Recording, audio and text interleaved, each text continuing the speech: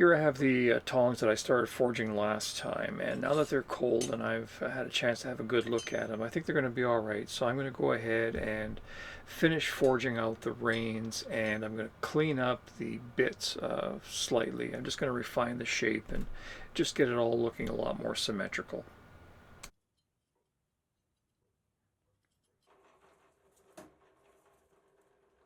The first thing that I'm going to do is use my bender to clean up the transition between the hinge area and the curved section of the tongs.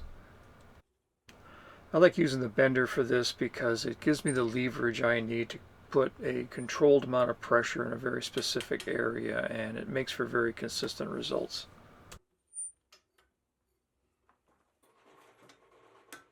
Next, I take it over to the anvil to refine the shape a little more and clean up any irregularities in that transition area.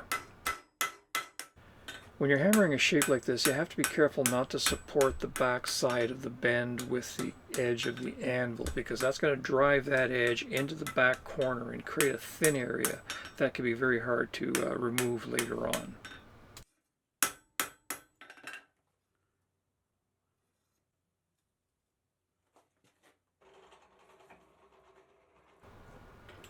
And here I'm back at the bender to clean up the rest of that curve.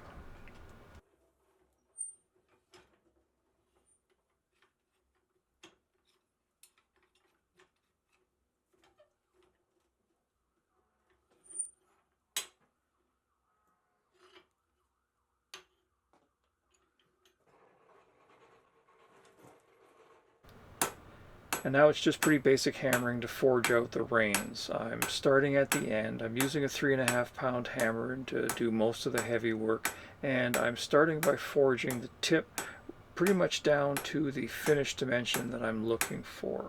And then at that point I just work my way back up the bar, judging the taper as I go. So I have an end point that I focus on, and then at that point it's just a matter of making sure that everything that I forge behind that point transitions into a nice taper along the entire length.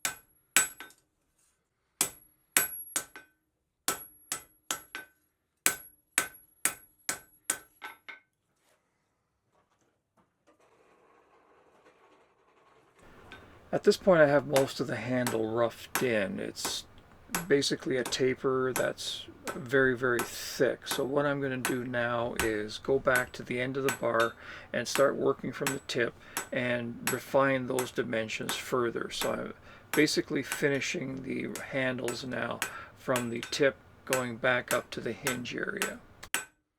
So during the first sets of heats, I was transitioning the rectangular cross section that I started with into a thick square bar that tapers towards the tip.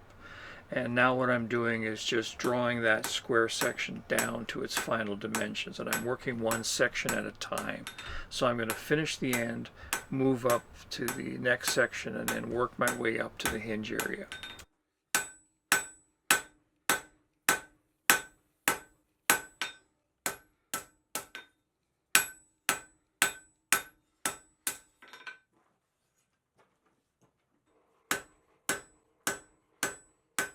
Here I switched over to a lighter hammer to clean up the forging. I usually do this as I go. I could have taken a heavy hammer, gone all the way up, done all that work, and then come back and do all the refining, but I prefer to break it up, finish one section at a time. The lighter hammer gives you a nice break from the heavier hammer and allows you to concentrate more on the shaping.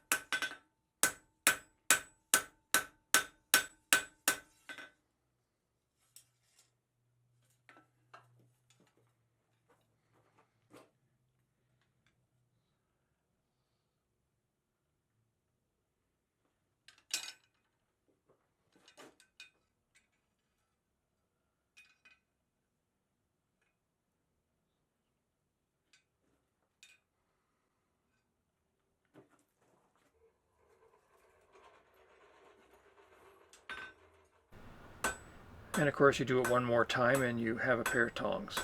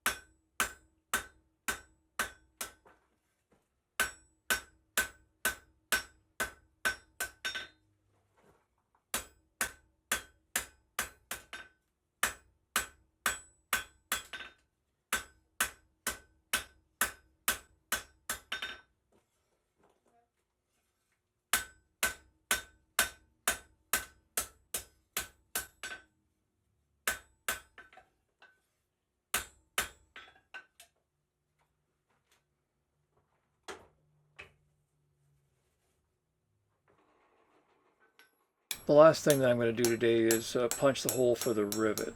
I always use a rectangular punch and then reshape that hole to the size of the rivet that I'm using.